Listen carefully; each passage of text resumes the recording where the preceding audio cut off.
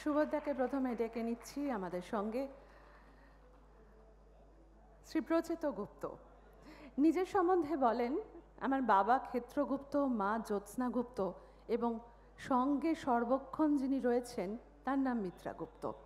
এটুকু তিনি নিজের সম্বন্ধে বলেন, কিন্তু আমরা জানি 70টির বেশি বই এবং 25টির বেশি পুরস্কারে তিনি সম্মানিত। একই সঙ্গে তিনি এই মুহূর্তে সাংবাদিক সাহিত্যিক হিসেবে অত্যন্ত জনপ্রিয়। আজকালের ঘরের মানুষ হওয়া সত্ত্বেও বিশিষ্ট সাহিত্যিক এই পরিচয় আমরা কেউ অস্বীকার করতে পারি না।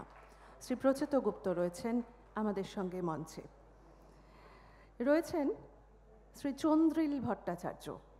চন্দ্রিল, যিনি সুবক্তা এবং বাচিক শিল্পী হিসেবে ক্রমশ যেন বেশি খ্যাতমান হয়ে পড়ছেন, কিন্তু অনেকেই হয়তো জানেন এই বইমেলার মাঠে কবি এবং গীতিকার হিসেবেও তার একটা আলাদা পরিচিতি রয়েছে। চন্দ্রিল ভট্টাচার্য তার লেখায়, কথায়, তির্যক অম্লমধুর বক্তব্যে সবসময় যিনি মিডিয়ার কেন্দ্রবিন্দু হয়ে থাকেন, সেই চন্দ্রিল ভট্টাচার্যকে আজকে ডেকে নিচ্ছি মঞ্চে। রয়েছেন শ্রী ঋদ্ধি সেন, থিয়েটার পরিবারের সন্তান। আমরা সবাই তাকে জানি তিনি কি ছবিতে অভিনয় করেছেন, কিন্তু অনেকেই জানি না থিয়েটারের মঞ্চে তিনি কি অসম্ভব দাপিয়ে অভিনয় করেন। শ্রী ঋদ্ধি সেন, যার প্রথম ভালোবাসা নাটক, একমাত্র ভালোবাসা অভিনয়। ঋদ্ধি সেনকে ডেকে নেব মঞ্চে। আজকে সাহিত্যের আড্ডায় তিনি আমাদের তরুণতম সঙ্গী। শ্রী দেবজ্যোতি মিশ্র প্রায় চলে এসেছেন এরকমই খবর, তিনিও আসবেন আমাদের মধ্যে। ততক্ষণে যেহেতু ঘড়ির কাঁটার সঙ্গে আমাদের পাল্লা দিতে হচ্ছে, কাজেই যারা অতিথিরা রয়েছেন তাদেরকে আমরা ওই আমাদের বাঙালিয়ানায় একটু আপন করে নেব, বরণ করে নেব। ফুল এবং উত্তরীয় এইটুকুই আমাদের দেওয়ার, আর আরও বেশি যেটুকু দেওয়ার সেটুকু ভালোবাসা আর শ্রদ্ধা। আমাদের আজকাল প্রকাশনা, SNU এবং টেকনো ইন্ডিয়ার পক্ষ থেকে শ্রী অরিজিৎ ঘোষকে আমি আহ্বান করব। অরিজিৎবাবু যদি এদের উত্তরীয় এবং পুষ্পস্তবক দিয়ে সম্মানিত করেন আমাদের প্রত্যেকের পক্ষ থেকে। প্রথমে শ্রী সুবোধ সরকার, তাকে উত্তরীয় এবং পুষ্পস্তবক আমাদের পক্ষ থেকে, আজকাল প্রকাশনার পক্ষ থেকে, টেকনো ইন্ডিয়া গ্রুপের পক্ষ থেকে এবং সিস্টার নিবেদিতা ইউনিভার্সিটির পক্ষ থেকে, আমাদের সমস্ত পাঠক, সমস্ত কবি বন্ধু এবং সমস্ত বই প্রিয় মানুষের পক্ষ থেকে শ্রী সুবোধ সরকার।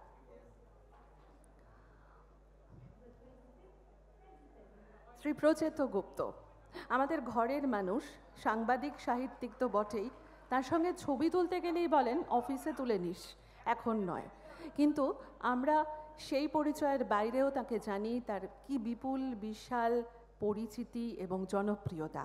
শ্রী প্রচেত গুপ্তকে উত্তরীয় এবং পুষ্পস্তবক দিয়ে সম্মানিত করছেন শ্রী অরিজিৎ ঘোষ।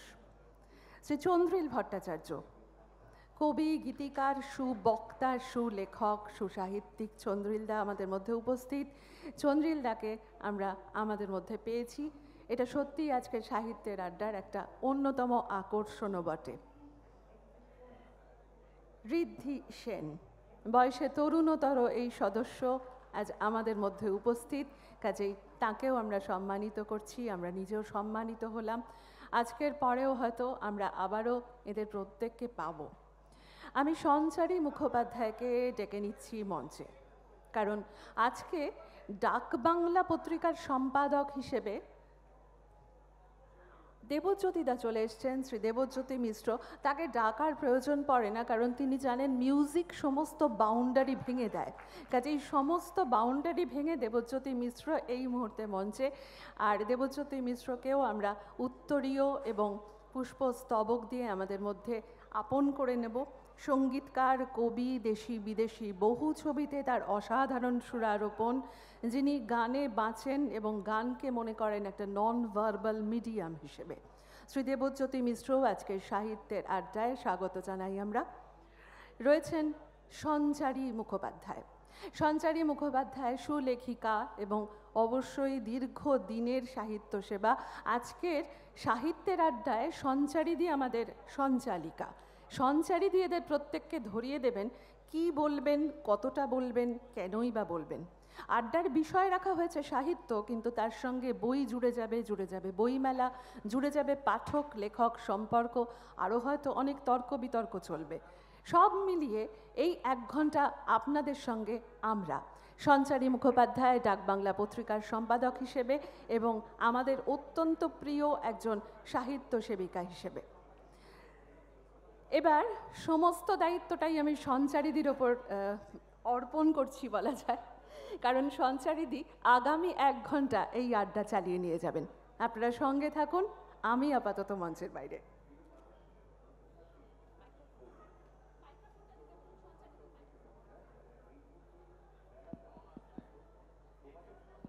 একটু শব্দ আছে। নমস্কার, সবাইকে স্বাগত আন্তর্জাতিক বইমেলা, কলকাতা বইমেলার 47তম বর্ষে 5ম দিনে এই সাহিত্য সভায় সবাইকে অভ্যর্থনা জানাই। পরবর্তী 1 ঘন্টা আমার শুধু কাজ হবে সূত্রধরের, এবং কথা বলবেন আমার চারপাশ আলো করে আছেন যারা। আমি প্রথমে অবশ্য সভা শুরুর আগে একজন কবিকে আমাদের মধ্যে ডেকে নিতে চাই। তিনি দীর্ঘদিন সাহিত্য সেবায়, সাহিত্য মগ্ন, যদিও তিনি প্রবাসে থাকেন, ইংল্যান্ড নিবাসী। আমি তাকে একবার ডেকে নিতে চাই। তিনি আমাদের সাহিত্য সভার সূচনা করবেন। শুধু আলোচনা দিয়ে তো হয় না, তাই সাহিত্য সভার সূচনা হবে কবিতা দিয়ে। তিনি তার স্বরচিত কবিতা পড়ে শোনাবেন। আমি শ্রী অনিন্দ রায়কে মঞ্চে আসতে অনুরোধ জানাচ্ছি।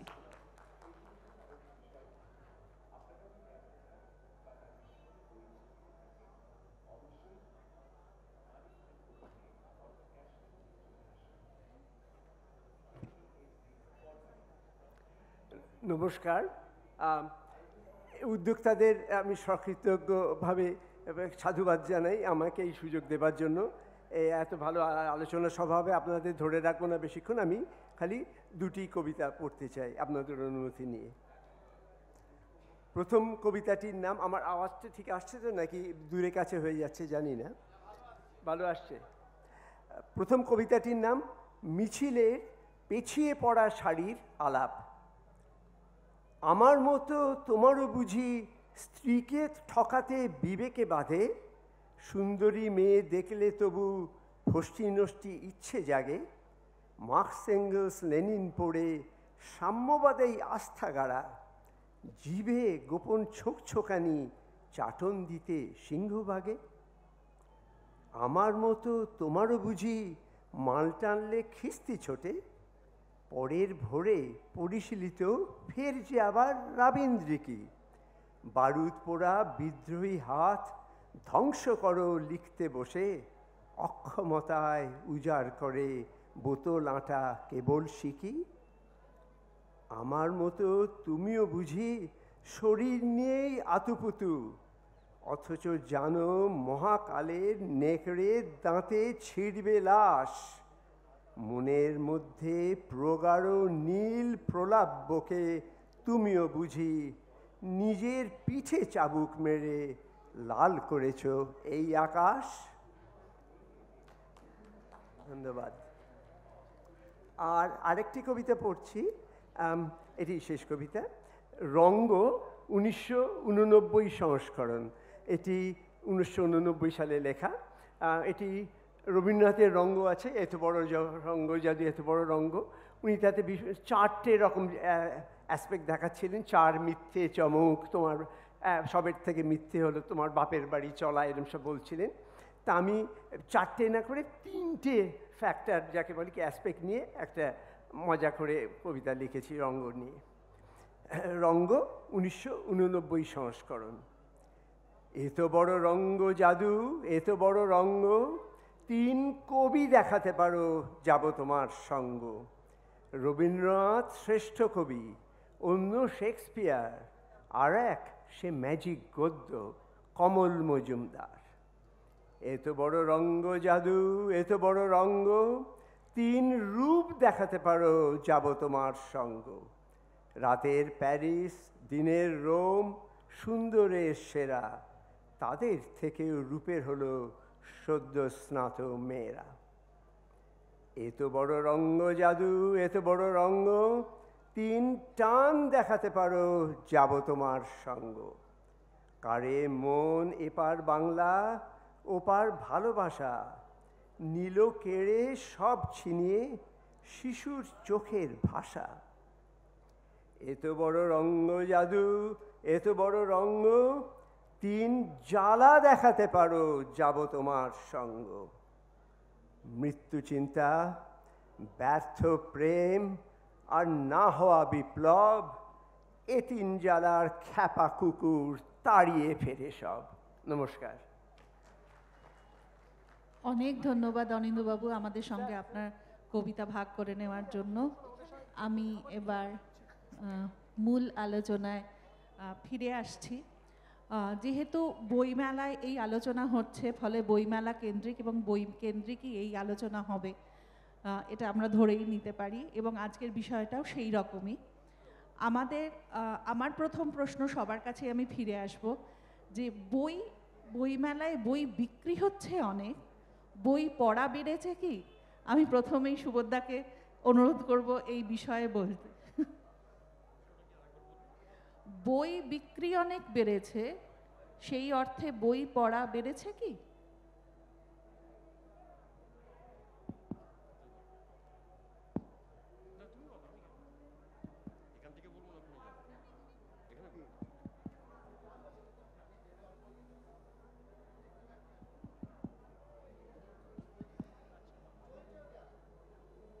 নমস্কার।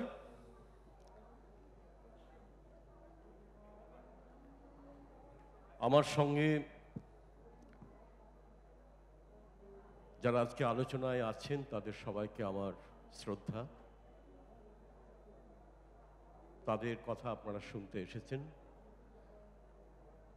আমিও তাদের কথা শুনতে এসেছি আপনাদের মতোই। আমি প্রথমেই যে প্রশ্নটা আমার দিকে এলো, সেই প্রশ্নটার সবচেয়ে ভালো উত্তর দিতে পারতেন প্রচেত গুপ্ত, কিন্তু মনে হয় এই প্রশ্নটা আমাদের সবার জন্যই করা হচ্ছে, তাই তো? আর প্রত্যেকেরই তার একটা নিজস্ব উত্তর আছে। আমি আপনাদের প্রথমেই একটা তথ্য দিই। গত বছর এই বইমেলা শেষ হওয়ার পরে আমরা সংবাদপত্রে পড়েছি যে গত বছর বই বিক্রি হয়েছিল 27 কোটি টাকা। এই সংবাদটা প্রচেত ঘান্ডের সমর্থন করলেন, কেননা এটা ওকেও লিখতে হয়েছিল আজকাল পত্রিকায়। তো এই 27 কোটি, তার আগে হয়েছিল 24 কোটি, যেসব হিসেব পাওয়া যায় তার আগে কমছে। বই বিক্রির টাকা ক্রমশ বাড়ছে এবং এবছর হয়তো 30 ছাড়িয়ে যাবে বলে উদ্যোক্তারা মনে করছেন এবং বিশেষজ্ঞরা মনে করছেন। এখন এই প্রশ্নটার মধ্যে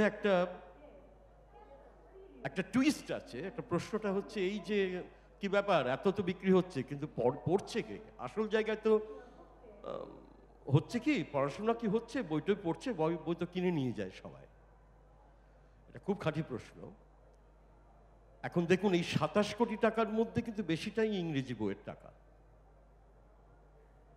এটা শুনে দুঃখ পাওয়ার কোনো কারণ নেই। বাংলা বইয়েরও যথেষ্ট বিক্রি, এবং সেটা কি হিসেব সেটা আমি বলতে পারবো না, কিন্তু ইংরেজি বই একটা বড় অংশ এই টাকাটা দিয়ে যায় বইমেলাকে বা নিয়ে যায়। এই হিসেবটা আমাদের কাছে পৌঁছচ্ছে। আমি একটা কথা বলি, সেটা হচ্ছে যে বই আমিও কিনি, আপনিও কেনেন, এখানে যারা উপস্থিত সবাই কেনেন, আমরা কিনতেও এসেছি, কিনি। কিন্তু সত্যি সত্যি এই প্রশ্নটা নিজেকেও করে দেখেছি, সবসময় কি সেই বইগুলো পড়ি? কোনো বই উল্টে পাল্টে দেখে রেখে দিই, কোনো বই হয়তো প্রথম অংশটা পড়লাম বা শেষ পাতাটা দেখলাম, রেখে দিই। এটা চিরন্তন ব্যাপার, এর সঙ্গে বইমেলার কোনো সম্পর্ক নেই। এটা মানুষ যেদিনকে বই আবিষ্কার করেছে এবং বই রাশি রাশি ছাপা হতে শুরু করেছে, সেদিন থেকেই এক সমস্যা। সব বই আমরা পড়ি না, তার মানে এই নয় যে যে বইগুলো পড়ি না সেই বইগুলোই সবচেয়ে খারাপ বই। এটা ভেবে নেওয়ার কোনো কারণ নেই। আমি এইরকম একজনকে জানি যিনি Virgil, Homer, Aeneid, Ramayana, Mahabharata নিয়মিতভাবে কেনেন এবং পড়েন না, বাড়িতে রাখেন। কিন্তু তিনি অত্যন্ত ভালো পাঠক, কিন্তু এগুলো পড়েন না। কি করা যাবে, বাড়িতে রাখতে হয় বলে রাখেন। এরকম অনেক বই আছে যা আমরা বাড়িতে রাখি, গুছিয়ে রাখি, যেমন লাইব্রেরিতে আপনারা গেলে দেখবেন যে সব বই সবাই পড়ে না, সবাই তো পড়ে না, কখনো কখনো কেউই পড়ে না, অথচ সেটি খুব বিখ্যাত বই। এরকম অজস্র লাইব্রেরিতে আপনার বইয়ের পেছনে যে ডেট দেওয়া থাকে, কবে নেওয়া হয়েছে, কবে ফেরত দেওয়া হয়েছে, এগুলো চেক করলেই দেখতে পাবেন যে এখন তো কম্পিউটারেই দেখা যায়। তো ফলে বহু বই আমি ব্রিটিশ লাইব্রেরিতেও দেখেছি, বহু বই যা অত্যন্ত দামি বই হিসেবে, এই অনিন্দদা বসে আছে, আমি লন্ডনে 1 মাস আগেই গিয়েছিলাম ব্রিটিশ লাইব্রেরিতে কাজে, সেখানেই দেখলাম অত্যন্ত গুরুত্বপূর্ণ ভারতের কলোনিয়াল পিরিয়ড নিয়ে বই, যে বই একজনও পর্যন্ত পড়েনি, এখনও হাত দেয়নি। তো এরকম তো হয়েই থাকে, অথচ অসম্ভব গুরুত্বপূর্ণ বই। আমাদের কলকাতা বইমেলা সম্পর্কে যে কথাটা বলার, সেটা হচ্ছে এই যে কলকাতা বইমেলাতে যারা বই কেনেন, প্রকৃত পাঠক যারা, প্রকৃত পাঠকদের মধ্যে প্রকাশক বাদ দেবেন, লেখকদের বাদ দেবেন। আমি লেখকদেরকে কখনো প্রকৃত পাঠক মনে করি না, কারণ তারা তাদের পছন্দ অনুসারে যেটা ভালো লাগে বা যে লেখককে পছন্দ করেন তার লেখা পড়েন, অন্যদের লেখা পড়েন না, এরকম অজস্র উদাহরণ আছে। সুতরাং লেখক নয়, পাঠক নয়, বাইন্ডার্স নয়, যিনি মঞ্চ তৈরি করে দিচ্ছেন তিনি নন। এদেরকে বাদ দিয়ে ওই দেখবেন চুপচাপ একটা কোনায় একটা স্কুলের ছেলে অথবা একটা কলেজ পড়ুয়া চুপচাপ একটা বই নিয়ে বসে আছে। এই দৃশ্যগুলো আগেরকার বইমেলাতে অনেক বেশি দেখা যেত, এই বইমেলাতে অত সুযোগ নেই, দেখা যায় না, কিন্তু আছে। আমি কালকেও দেখেছি, পরশুদিনও দেখেছি। অন্য পৃথিবীতে অন্য কোথায় কে কী করছে কোনো খেয়াল নেই, সে কিন্তু বই পড়ে যাচ্ছে। এরকম ছবিও মাঝে মাঝে ছাপানো হয়, ছবি অনেক সময় তৈরি করে নিয়ে ছাপানো হয়, সেগুলো আমি ধরছি না, কিন্তু এরকম চোখে আপনাদেরও পড়েছে, আমাদেরও পড়েছে। তারাই হচ্ছে আসল পাঠক। কিন্তু বই বিক্রির সঙ্গে যদি পাঠকের সম্পর্কের কথা বলতে বলা হয়, তাহলে আমি প্রথমেই বলবো, বই যত কেনা হয়, টাকা যত বইমেলাতে আসে, সেই পরিমাণ বই হয়তো পড়া হয় না। আর এখন এই মুহূর্তে বইয়ের পাঠক দ্বিধা বিভক্ত। অনেকেই আছেন যারা ইন্টারনেটে চলে গেছেন, যারা অনলাইন বই পড়তে ভালোবাসেন, যারা ই বই পড়তে ভালোবাসেন, তাদের জগৎটা সম্পূর্ণ ই জগতের দিকে চলে যাচ্ছে। আর আমাদের যারা বাকি রইলেন, তারা এখনও যারা বই পড়েন, যারা বই পড়েন তাদেরকে আমি প্রণাম জানাই, যারা বই কেনেন তাদেরকে আরও বেশি প্রণাম জানাই, এবং যারা দুটোই করেন, অর্থাৎ বই কেনেন এবং বই পড়েন, তাদেরকে আমি সাষ্টাঙ্গে প্রণাম করি। নমস্কার, ধন্যবাদ। ধন্যবাদ সুবোধা। আমি একটু এই প্রশ্নটা থেকে সুবোধার উত্তর থেকে আমি আর একটা প্রশ্নে যেতে চাইছি। আমি প্রচেতাকে জিজ্ঞেস করব, প্রচেতা, এই যে সুবোধা বললেন যে বই নিশ্চয়ই পড়েন, কিছু লোক তো বই অবশ্যই পড়েন, এত বই কেনা হচ্ছে, এত বই বিক্রি হচ্ছে, আপনার কি মনে হয়, আপনি তো পাঠকের সঙ্গে খুব গভীরভাবে যুক্ত, সেই পড়াশোনার প্রতিফলন কি এখন আপনি দেখতে পান? প্রতিফলন মানে কি, সমাজে বা কিসে?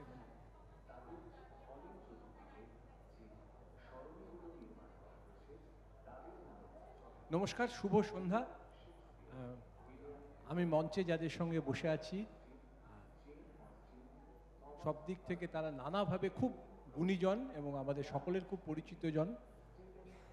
আপনারা যারা এসছেন এই সন্ধেবেলা এরকম একটা আলোচনা শুনতে, তাদের ধন্যবাদ। তারাও গুণীজন অবশ্যই, নইলে এরকম একটা আলোচনা এত কিছু ফেলে বইমেলা আসেনি বা কেন, বইমেলায় এরকম আলোচনায় ঢুকবেনই বা কেন। প্রথমে আমি বলিনি, আমি পাঠককে এত কম ভাবি না বা ছোট ভাবি না, যে কিনলাম বাড়ি নিয়ে গিয়ে সাজিয়ে রাখলাম, আমি এটা ভাবি না। আমি মনেই করি এবং মনে করতে চাই এবং মনে করে যাব যে যিনি কেনেন তিনি একটু হোক, বেশি হোক, পুরো হোক, অর্ধেক হোক, তিনি পড়েন। হয়তো এমন হতেও পারে মলাটের মধ্যে কিছু কাগজ থাকলেই তো তা বই হয় না, বা কিছু সাদা কাগজ ছাপলেই সেটা বই হয় না।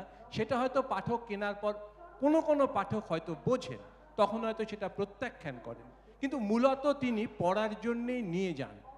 আমাদের এখানে আমি খুব একটা বিশ্বের কথা বলতে পারবো না, আমার যাওয়া নেই, এখনো সেই ফ্যাশন কোট আনকোটটা আসেনি যে বাড়িতে বই সাজিয়ে রাখবো।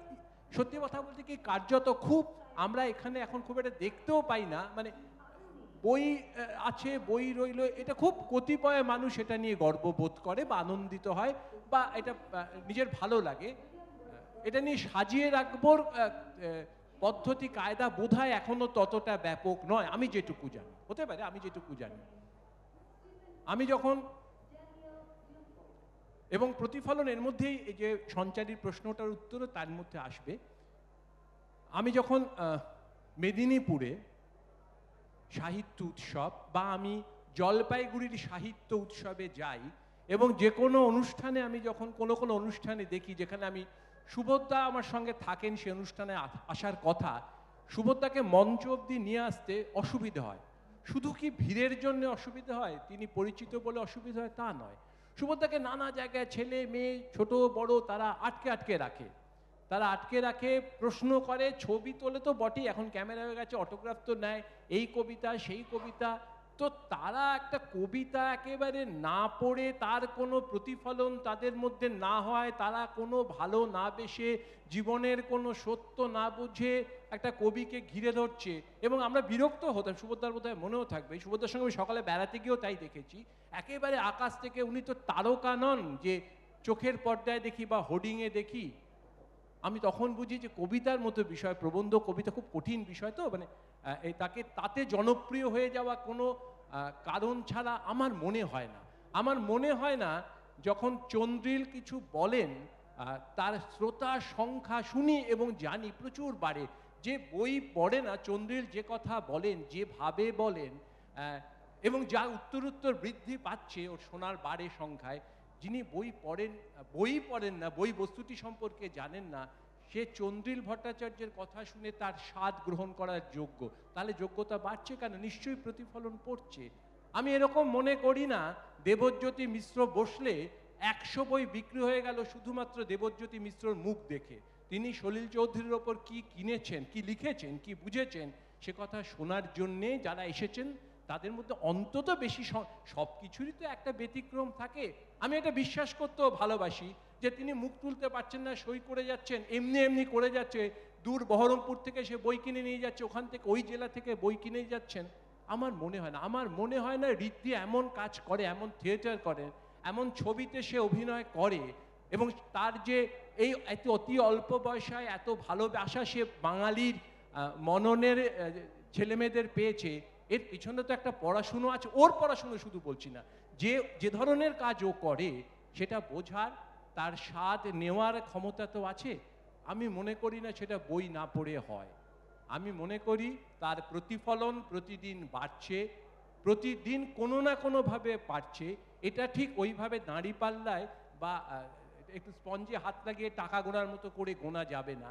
এই প্রতিফলন থেকেই সেগুলো গুনতে হবে, আপনাদের দেখেই বুঝতে হবে। নমস্কার, আপাতত নমস্কার। ধন্যবাদ প্রচেতদা, খুব ভালো করে আপনি বলে দিলেন, কিন্তু সেই সঙ্গে আমাকে একটা তেরছা প্রশ্ন করার সুযোগ করে দিলেন। আমি দেবজ্যোতিদার কাছে যাচ্ছি। এই যে বললেন প্রচেতদা যে শুধুমাত্র দেবজ্যোতিদাকে দেখতেই 100 লোক আসবে না, এটা ভালো না খারাপ আমি ঠিক জানি না, কিন্তু আপনার বই হুহু করে বিক্রি হচ্ছে, এটা খুব আনন্দের বিষয়। কিন্তু এটা আপনি একটা কথা বলুন তো, আপনার কি কখনো মনে হয়েছে যে এটা হয়তো একটা হুজুগও বটে?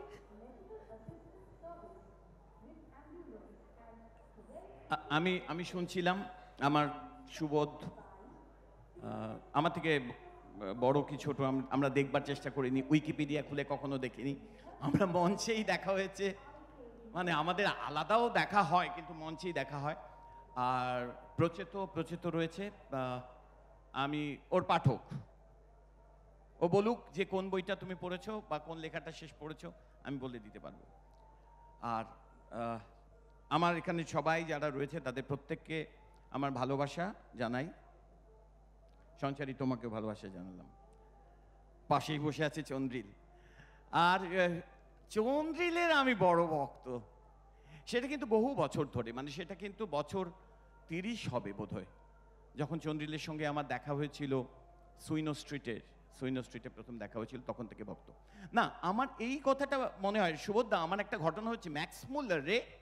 আমার খুব ধারণা ছিল, আপনারা যারা গান বাজনা করছেন, গান বাজনা শোনেন, আমার খুব ধারণা ছিল ওয়েস্টার্ন ক্লাসিক্যাল মিউজিক নিয়ে কলকাতা শহরে সত্যজিৎ রায় পড়েন, সলিল চৌধুরী বই পড়েন, এই করেন, ম্যাক্স মুলারে ঢুকবো, যেসব কঠিন কঠিন বইগুলো, সেই বইগুলো আমি যখন নেব একেবারে তাদের আমি দেখব যে বইটা কেউ আর উল্টে দেখেনি, এই প্রথম আমি পড়েছি।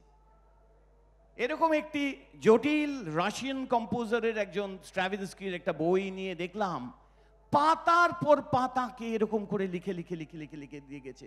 আমি ভীষণ হিংসে করেছিলাম যে আমার আগে কে এইরকম অব্যর্থ লাইনগুলো সমস্ত লিখে যাচ্ছে।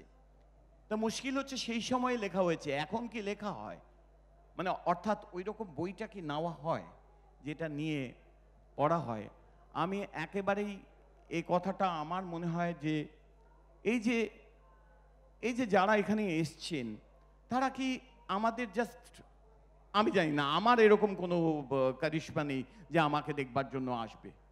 এখানে আমার মনে হয় যে আমরা যারা লিখছি, পড়ছি, গাইছি, বিভিন্ন চেষ্টা করছি, অভিনয় ছাড়াও বিভিন্ন রকমভাবে ঋদ্ধি যেসব কাজ করছে, আমার মনে হয় সেসবের প্রতি আগ্রহী এবং সেটা বই পড়ার প্রতিফলন, সেইটা আমার মনে হয়। আর হু হু করে বিক্রি হচ্ছে না, ব্যাপারটা হচ্ছে আমার মনে হয় যে আমি গত বছর কম্পোজার সত্যজিৎ লিখেছিলাম, এবছর হু হু করে বিক্রি হচ্ছে ওটা না, সলিল চৌধুরী বলে ওই বইটা বিক্রি হচ্ছে, ওটা দেবজ্যোতি মিশ্র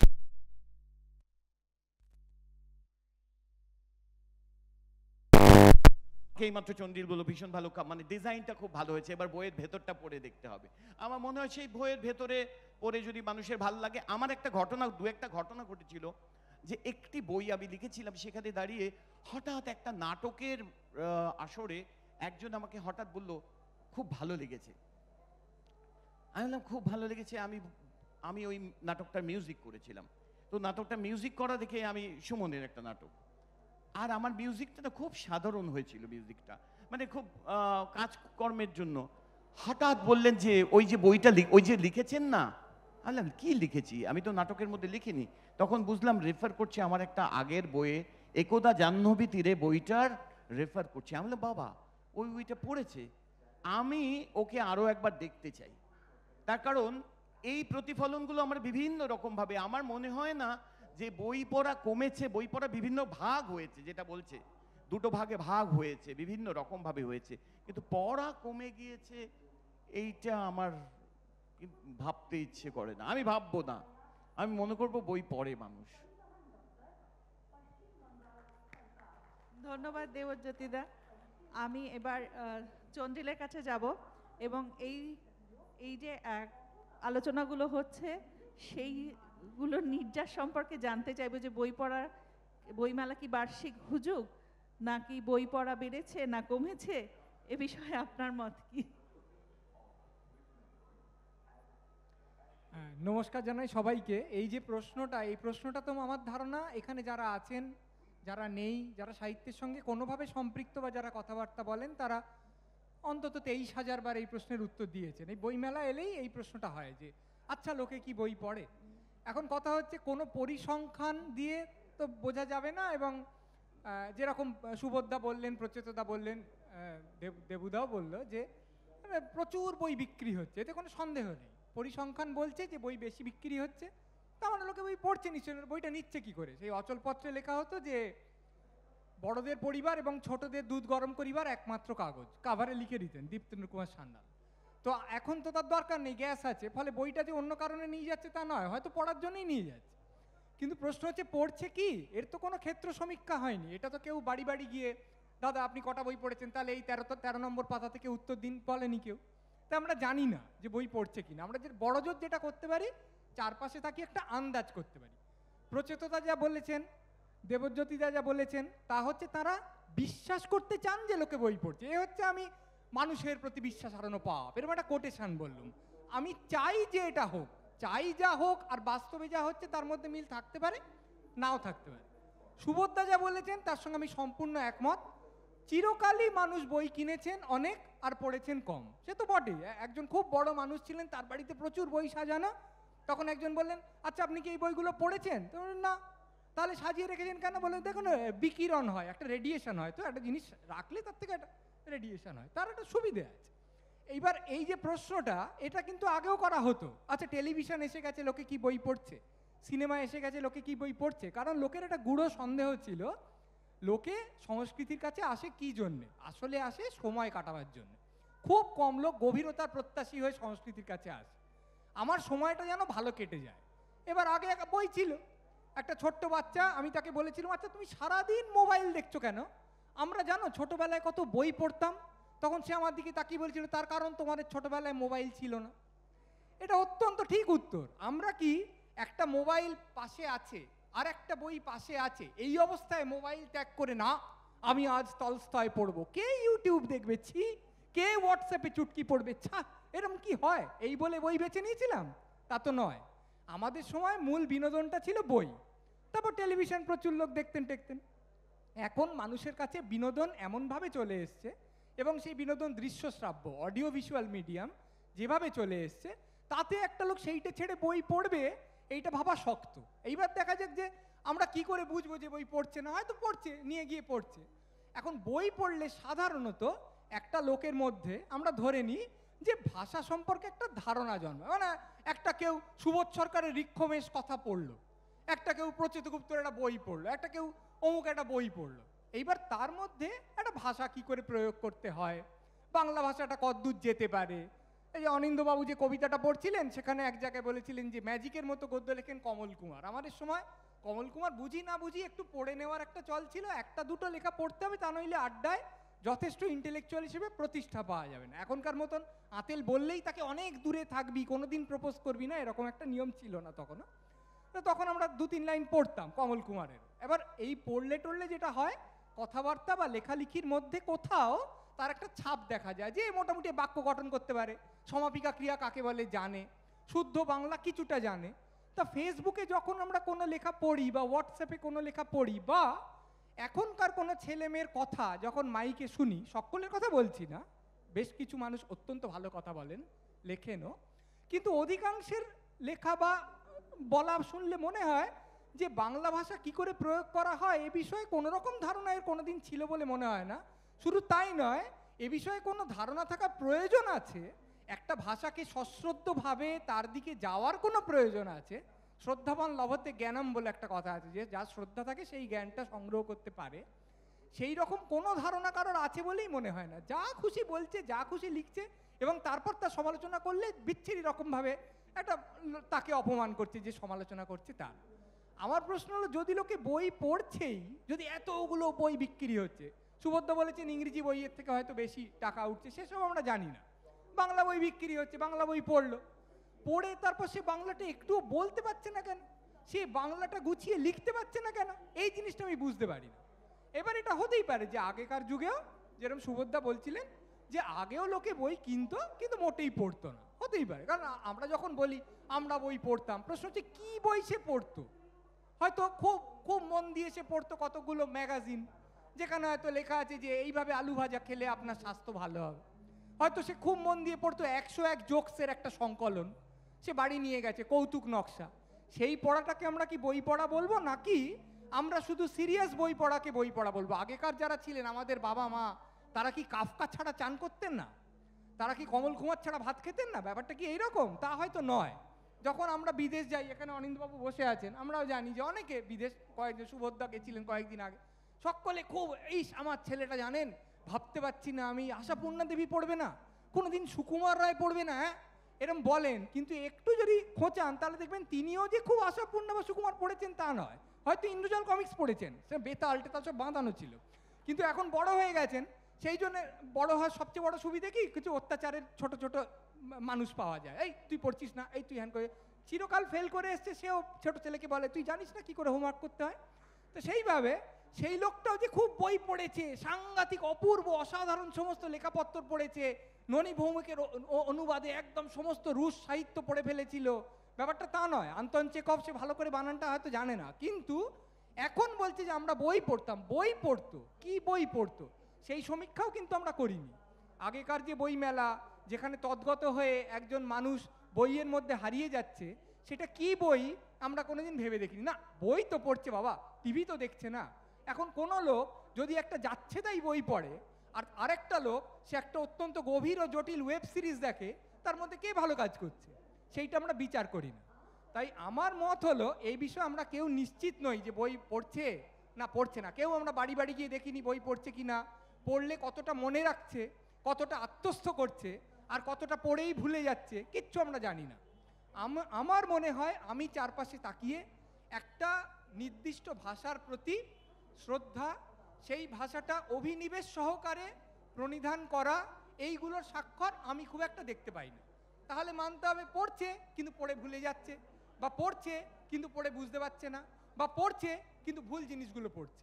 তাই যদি হয় তাহলে পড়া আর না পড়ার মধ্যে কোনো তফাৎ নেই। তাই আমার মত হলো সত্যি সত্যি হিসেব করে বলতে পারবো না, কিন্তু চতুর্দিকে যা দেখি তাতে আমার মনে হয় বই পড়ছে না। প্রচেতদা বলেছেন দেবজ্যোতি মিশ্র মুখ তুলতে পারছেন না, সই করে যাচ্ছেন। সলিল চৌধুরী বিষয়ে বই লিখেছেন, 100টা লোক বহরমপুর থেকে এসছে, তারা শুধু দেবজ্যোতি মিশ্র মুখ দেখে এসছে না, 50 জন দেবুদার মুখ দেখে এসছে, 50 জন সলিল চৌধুরীর কাবার দেখে এসছে। কিন্তু বইটা পড়বে বলে কজন এসছে, কজন গিয়ে ওখানে পড়ে ওখানে রানার গানটাকে দেবুদা বিশ্লেষণ করছে যে রানার গানটা এইখানে একটা লোক কেন এইভাবে চড়া দাগে চলে গেল, কেন রানারের ক্লান্তি এইবার চলে এলো গানের সম্পূর্ণ মন্থর সুরের মধ্যে দিয়ে। এইগুলোকে নিশ্চয়ই কয়েকজন পড়বেন, কিন্তু অনেক লোক বসে বসে এইটা পড়বেন যে হ্যাঁ সলিল চৌধুরী কিভাবে বাণী থেকে সুরে যাচ্ছেন। এইটা যদি হয় তাহলে আমি খুব খুশি হব, কিন্তু হওয়ার সম্ভাবনা কম। প্রচেতদা আমার নামটাও বলেছেন, চন্দ্রিলের যারা বক্তৃতা শোনে তাদের যদি সাহিত্যবোধ না থাকে। আরে বক্তৃতা শোনে এই কারণেই, অডিও ভিজুয়ালের কাছে মানুষ প্রধানত আসে কারণ এইখানে মাথা খাটাতে হয় না।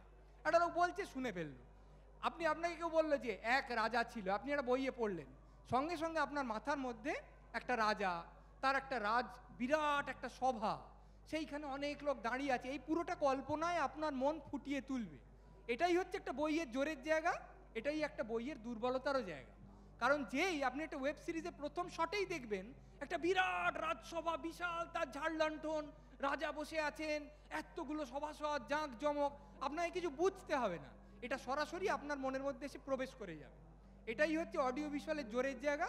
আর কারো কারো মতে এটা আবার অডিও ভিজুয়ালের দুর্বলতা, কারণ এখানে আমায় কিছু নির্মাণ করতে হয় না।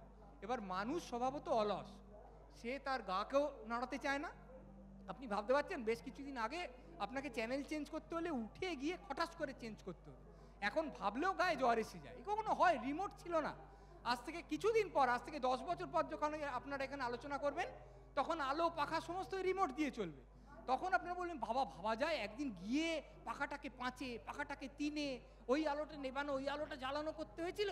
এই রকম দুর্দশা আমাদের ছিল। মানুষ কোনোদিন খাটতে চায় না। এবার সেটা শুধু বাইসেপের ক্ষেত্রে প্রযোজ্য নয়, সেটা তার মনের ক্ষেত্রে প্রযোজ্য, মস্তিষ্ককেও সে খাটাতে চায় না। এবার যদি আমি একটা লিখিত বাক্য পড়ি, লিখিত বাক্য কি, কয়েকটা চিহ্নের সমাহার মাত্র, সেই চিহ্ন থেকে সেই কল্পনাটা আমার মনের মধ্যে নির্মাণ করতে হচ্ছে। আমি বললাম যে অপু দৌড়ে চলে গেল, তখন অপু এই মুখটা আমাকে নির্মাণ করতে হচ্ছে। নিশ্চিন্দিপুর আমাকে নির্মাণ করতে হচ্ছে। দৌড়ে কোন দিক দিয়ে গেল আমাকে ভাবতে হচ্ছে কল্পনায়। আর যদি আমি একটা সিনেমায় দেখি একটা ছেলে সুবীর বন্দ্যোপাধ্যায় দৌড়ে ওখান থেকে ওখানে চলে গেল, আমায় কিছু ভাবতে হচ্ছে না, মস্তিষ্ককে খাটাতে হচ্ছে না। হ্যাঁ, সিনেমাও এমন নির্মাণ করা যায়, অডিও ভিজুয়াল মিডিয়ামে এমন অনেক কিছুই করা যায় যাতে মস্তিষ্ককে খুব খাটাতে হয়, কিন্তু আমি অধিকাংশ মূল স্রোতের কথা বলছি। সেই ক্ষেত্রে যদি আমার মস্তিষ্ককে খাটাতে না হয়, মানুষ সব সময় সেটা বেছে নেবে। কেন তুই হেঁটে যাস না কেন বাবু, তোর গাড়ি আছে তো কি হয়েছে, তুই হাঁট না, এটা বললে কেউ হাঁটে না। এখন হয়তো হাঁটে, তাকে ডাক্তার বলে দিয়েছে ওই স্মার্ট ওয়াচটা দেখে অতগুলো পা করতে হবে, কিন্তু সাধারণত কেউ হেঁটে চলে যায় না। তাহলে যদি আমি আলস্য উদযাপন করতে পারি, যদি আমি না খাটাতে পারি আমার মাথাকে, আমি খাটাতে যাবো কেন? আজ অব্দি পৃথিবীতে কোনো মানুষ তা করে আসেনি। সভ্যতার ইতিহাস হচ্ছে অলসের ইতিহাস। চাকা আবিষ্কার করেছে হাঁটবে না বলে, রিমোট আবিষ্কার করেছে টিভিটা গিয়ে চ্যানেল অমুক করবে না বলে, সমস্ত কিছু এইভাবে করে। তাহলে শুধু শুধু সে কাজ করবে কেন? করবে না। তার মানে সে চিরকালই বইয়ের কাছ থেকে অডিও ভিজুয়ালে চলে আসবে। আজকে অডিও ভিজুয়াল যেরকমভাবে আমাদের জীবনে প্রতিটি ক্ষেত্রে ঢুকে পড়েছে, সেখানে কোনো মানুষ এক্ষুনি একটা মোবাইলে গান শুনতে পারবে, তারপর একটা বক্তৃতা শুনতে পারবে, তারপর একটা নাটক দেখতে পারবে, তারপর একটা সিনেমা দেখতে পারবে, তারপর একটা ওয়েব সিরিজ দেখতে পারবে। এই ছেড়ে হঠাৎ বইয়ে প্রবেশ করবে, এরকম হবে বলে আমি বিশ্বাস করি না। আর যদি বা হয়, সেখানে ইংরেজি পড়বে কি একটা এই মুহূর্তে যেটা ফ্যাশন দুরস সেটা পড়বে, কারণ তাতে সে তার যেটা পিয়ার গ্রুপ সেইখানে বেশি অনেক গ্রহণযোগ্য হয়ে উঠবে। কিন্তু একটা লোক বাংলা সাহিত্য পড়বে বসে বসে কারণ তার খুব ভাল লাগছে, এরকম জিনিসটা উঠে গেছে বলে আমার ধারণা। পরিসংখ্যান আমাকে ভুল প্রমাণ করতে পারে, কিন্তু আমরা সাধারণত চারপাশে যা দেখি তার থেকেই ধারণা তৈরি করি, তার ভিত্তিতে এই কথাগুলো বললাম। পছন্দ না হলে আর কি করব, আপনারা মনে করবেন যে বলেনি, ঠিক আমরা তো এসছি, যেরকম দেবু দেওয়া সবাই বলছেন এতগুলো মানুষ আলোচনা শুনতে এসছেন, এই আলোচনাটা লিখিত রূপ আপনাদের কাছে প্যাম্পলেট হিসেবে বিলিয়ে দিলে আপনারা কজন পড়বেন আর কজনের কুড়মুড় করে চুড়ে ফেলে দেবেন এ বিষয়ে আমার সন্দেহ আছে। ধন্যবাদ চন্দ্রিল। এবারে আমি একদম সম্পূর্ণ একটা নতুন প্রশ্নে যাই, কারণ আমার যে প্রশ্নগুলো ছিল সেগুলো চন্দ্রিল একটা যাকে বলে সামারি করে দিয়ে দিয়েছে, সবার সামনে উপস্থাপনা করেছে। ঋদ্ধিকে জিজ্ঞেস করি, তুমি তো এই প্রজন্মের যাকে বলে একদম নতুন টকবগে প্রজন্মের ছেলে, তোমার কি মনে হয় যে এত লোক যে বইমেলায় আসছে এতে তোমাদের মতো ছেলে মেয়েদের বা তোমাদের থেকে ছোট ছেলে মেয়েদের আসার প্রবণতা আগে যেরকম ছিল বা তোমার বাবা মার কাছে যেরকম শুনেছো এখন কি সেরকমই আছে? এখন কি মনে হয় যে তোমাদের জেনারেশন খুব হই হই করে বইমেলায় এসে বই দেখছে, বই কিনছে এবং বইয়ের মধ্যে ডুবে যাচ্ছে বা তার থেকে নির্যাস গ্রহণ করছে? শুভ সন্ধ্যা সকলকে, এবং অনেক ধন্যবাদ আমাকে আজকে এখানে ডাকার জন্য। মানে আমি এখানে কি বলবো সেটা খুবই আমার জন্য খুবই একটা চাপের ব্যাপার, কারণ আমার চারপাশে যারা বসে আছেন তাদের আমি গুণমুগ্ধ ভক্ত, এবং তাদের মাঝখানে বসে বলতে পারাটাই আমার কাছে একটা বিরাট বড় প্রাপ্তি বলে আমি মনে করি। তো সঞ্চারীদির যে প্রশ্নটা যে এখন বইমেলা এবং তখনকার বইমেলার মধ্যে ভেদাভেদটা বা পার্থক্যটা কোথায়, সেইখান থেকে আমার মানে ওই চন্দ্রিলদা যেটা বলছিল আর কি, সেইটা অনেকটাই আমার মনে হয় সবটাই আমরা এমন একটা জগতে এখন বাস করছি যেটা ভীষণ একটা পারসেপশন ড্রিভেন পৃথিবী। মানে আজকে হয়তো সত্যি এটা হতেই পারে যে আজকে আমাদের বয়সী ছেলেমেয়েরা বইমেলাতে আসছে, অবশ্যই আসছে। বাইরেও আমি আগের বছর, তার আগের বছর, তারও আগের বছর দেখেছি প্রচুর আমার বয়সী ছেলেমেয়েরা ঘুরছে, কিন্তু তারা আসছে মানে যে তারা বই কিনছে, যেটা নিয়ে আলোচনাটা শুরু হলো, সেইটা হয়তো পুরোটা নয়। কারণ আমাদের কাছে আমরা সারাক্ষণ এখন একটা ইভেন্ট বা একটা স্টেটাস সিম্বল খুঁজে চলি আর কি। কারণ আমাদের কাছে কোথাও একটা যাওয়া বা পৌঁছে যাওয়া, এখন আমরা জানি যে বইমেলায় না গেলে বোধহয় আমি বোকা প্রমাণিত হয়ে যাব আর কি, সুতরাং আমি সেই কারণে বইমেলাতে যাচ্ছি। বা আজকে কলকাতায় বইমেলাটা যেভাবে তৈরি করা হয়েছে, বা কলকাতা আন্তর্জাতিক চলচ্চিত্র উৎসবও যেভাবে তৈরি করা হয়, আমি যদি ধরে নিই আমাদের মানে সংস্কৃতির জায়গা থেকে এই দুটো খুবই বড় একটা ইভেন্ট যেটা আমরা প্রত্যেকেই সারা বছর অপেক্ষা করে থাকি। আমি কিন্তু এবার ফিল্ম ফেস্টিভ্যালে চলচ্চিত্র উৎসবে গিয়েও একই বিষয় দেখলাম যে ওখানে কিন্তু মোটামুটি লোকে যাচ্ছে। ফেসবুকে আমি কতক্ষণে স্টেটাসটা দেবো যে হ্যাশট্যাগ কলকাতা ফিল্ম ফেস্টিভ্যাল বা হ্যাশট্যাগ কলকাতা বইমেলা, তো সেইটার জন্য আমি দেখলাম যে যাতায়াতটা বেড়েছে আর কি। কিন্তু বই কেনা বা সিনেমা দেখা, আমি শুধু বই পড়ার কথাও বলবো না, কারণ একটা সময় যেটা চন্দ্রিলদা বললো যে যখন টেলিভিশন এলো তখন মানুষ ভাবলো যে তাহলে বই পড়া কমে যাবে, যখন সিনেমা এলো তখন লোকে ভাবলো টেলিভিশন দেখা কমে যাবে, এবার এখন ওয়েব চলে আসার পরে লোকে ভাবছে যে তাহলে আর লোকে চলচ্চিত্র দেখতে যাবে না। আসলে সবসময় একটা পরবর্তী কিছু আসতেই থাকবে, আর এখন যেটা দাঁড়িয়েছে, এখন সেটা বই পড়া হোক বা সিনেমা দেখা হোক বা ওয়েব সিরিজ দেখা হোক, কোনোটাই কেউই সেইভাবে মন দিয়ে করছে না। মানে এমন না যে বই না পড়ে কেউ হয়তো খুব মনোযোগ দিয়ে চলচ্চিত্র দেখছে বা ওয়েব সিরিজ দেখছে। আমি এরকম বহু আমার বন্ধু বান্ধবকে দেখেছি, একটা সিনেমা গোটা সপ্তাহ ধরে দেখলো, মানে আমরা ভাবতেই পারি না, কারণ একটা ওয়েব সিরিজ দেখার একটা অভ্যেস চলে এসেছে যে একটা সিনেমা 15 মিনিট দেখে আবার বন্ধ করে আবার সে মোবাইলে কিছু করে নিয়ে তারপর বেরিয়ে গিয়ে আবার পরের দিন 2 দিন পরে ফিরে এসে সেই সিনেমাটা দেখলো। সুতরাং আমার মনে হয় না যে সেটা বইয়ের ক্ষেত্রে হয়তো আলোচনাটা আটকে থাকবে না যে আমাদের জেনারেশন বই মেলায় আসছে, পার্টিসিপেট করছে কিনা। কারণ এখন সত্যি আমাদের জেনারেশনের কাছে এবং আগামী আরও 10 বছরে আমার মনে হয় অল্টারনেটিভ এত রকম জিনিসপত্র চলে এসছে, সেখানে সত্যি বই পড়া, সিনেমা দেখা বা কালচারালি কিছুর সাথে অ্যাফিলিয়েটেড থাকাটাই আমার মনে হয় খুবই আলোচনা করার মতোই একটা বিষয়। কারণ আজকে যে আলোচনাটা আমরা এখানে বসে করছি সেটা 10 বছর পরে একেবারেই বদলে যাবে, কারণ সেখানে কোনোটাই আর প্রাইমারি মাধ্যম বলতে আমরা ছোটোবেলায় যেটা জানতাম যে মা বাবা বই মেলায় নিয়ে যাবে, সিনেমা দেখতে নিয়ে যাবে, বা এখনও যেটা জানি যে ওয়েব সিরিজ আমরা দেখি, এই কোনোটাই আর সত্যি থাকবে না, একটা সম্পূর্ণ অন্য কিছু এসে গ্রাস করবে, যেখানে এটা কোনোটাই হয়তো প্রায়োরিটি থাকবে না বলে আমার মনে হয়। আর দ্বিতীয়ত আমার যেটা মনে হয় যে কি বই পড়ছে, হয়তো অনেকেই বই কিনছে যেটা চন্দ্রিলদা বললো, কিন্তু আমাদের মা বাবাদের জেনারেশন এরকম বহু মানুষকে আমি আলাপ হয়েছে, কথাবার্তা হয়েছে, যে আমাদের একটা খুব ধারণা থাকে যে আমরা বলি দিও তোরা তো কিছুই পড়াশোনা করিস না, তোদের সময় আমরা যা পড়েছি, কিন্তু সত্যি কি পড়েছে বা কি দেখেছে বা কি শুনেছে সেটা একটা বেশ বড় আলোচনার বিষয়। কারণ সত্যি যদি অত মানুষ বই পড়ে থাকতেন বই পড়া মানে কি, যে সেখান থেকে একটা জ্ঞানের নির্যাস আমি নিচ্ছি এবং সেটা নির্যাসটা নিয়ে সেটাকে আমি আমার মতন করে আমার একটা আত্মচেতনা জাগ্রত হচ্ছে সেটা থেকে। সেটাই যদি হয়ে থাকতো তাহলে আজকে ভারতবর্ষতে আমার মনে হয় 22শে জানুয়ারি আসতো না। যদি মানুষের যদি সেই বোধটাই থাকতো, যদি এতই মানুষ শিক্ষিত হয়ে যেতেন বই পড়ে, তাহলে এত জনসাধারণ আমাদের দেশে তারা যদি সত্যি পড়াশোনা করতেন, আমাদের আগের জেনারেশন বা তার আগের জেনারেশন, তারা একটা গোটা মিথ্যেকে এরকমভাবে সত্যি বলে প্রতিনিয়ত মেনে নিতেন না। বা শুধু আমি একটা মিথ্যের কথা বলছি না, এরকম হাজার হাজার মিথ্যে যেটা আমাদের চারপাশে সর্বক্ষণ বলা হচ্ছে, সেটাকে আমরা এত সহজভাবে মেনে নিতাম না যদি আমরা সত্যি পড়াশোনাটা করতাম। বা সুতরাং সেইটা আমার মনে হয় যে আজকে তর্কটা শুধুমাত্র আজকে আমাদের জেনারেশন বই পড়ছে কিনা বলে আমি জানি না, আদৌ কোনো জেনারেশন ওই চিরকালই একটা সংখ্যক মানুষ সত্যি বই পড়েছেন বা সেখান থেকে নির্যাসটা নিয়ে নিজেদের আত্মচেতনা তাদের মতন করে জাগ্রত করেছেন, বিস্তারিত করেছেন। কিন্তু বরাবরই মানে আমরা যদি ইতিহাসকে দেখি, মানুষকে বরাবরই কিন্তু বোকা বানানো গেছে এবং আমরা স্বেচ্ছায় বোকা বনেছি, কারণ আমরা সত্যি বইগুলোকে তাকে সাজিয়ে রেখেছি, আমরা পড়াশোনাটা সত্যি করিনি। ওই ক্লাস 10, কলেজ, তারপর উচ্চ মাধ্যমিক, মাধ্যমিক, তারপরে গ্র্যাজুয়েশন, ইউনিভার্সিটি, আজকে প্রচণ্ড উচ্চশিক্ষিত এরকম বহু মানুষকে চিনি যারা হয়তো কিন্তু গিয়ে মানে ম্যারিটাল রেপকে জাস্টিফাই করে যাচ্ছেন। তাহলে সেই শিক্ষাটা কোথায় যাচ্ছে? এই স্কুলের শিক্ষা, কলেজের শিক্ষা, সেই শিক্ষাটার কোনো মানে মানে ফলস্বরূপ যে আমরা একটা কিছু তার মানে কিছু দেখতে পাবো, সেইটা কিন্তু সত্যি ঘটছে না। এবং আজকে আমি জানি না, আজকে খুবই আমি মন খারাপ করেই আজকে এখানে উপস্থিত হয়েছি। মানে এটা তো ছোট ছোট মুখে বড় কথা, আপনারা অনেক কিছুই বলতে পারেন, যে আজকাল যেগুলো ফেসবুকে বলা হয় যে আতেল, বুদ্ধিজীবী, অমুক, শেকু মাকু, অমুক তমুক, কিন্তু সত্যিই আজকে একটা খুব অন্ধকার দিন, এবং সেই অন্ধকার দিনটাতে আমরা 22শে জানুয়ারি বসে আছি কারণ সত্যি কেউ পড়াশোনা করছে না। বইমেলায় শুধু আসছে, কেউ বই পড়ছে না, কেউ ইতিহাসটা জানে না। লোকে পুরাণকে ওই গানের লাইনের মতন পুরাণকে ইতিহাস ধরে নিচ্ছে আর কি।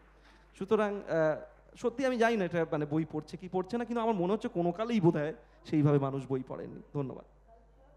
এই শিক্ষার ধারাটা ঠিকমতো বইয়ে আসেনি এই অবধি বলেই হয়তো আজকে আমরা এইরকম একটা জায়গায় দাঁড়িয়ে রয়েছি, যেখানে আমাদের নিজেদের শিক্ষাকে, নিজেদের পুরো সমাজের শিক্ষাকে হয়তো প্রশ্ন করতে হচ্ছে।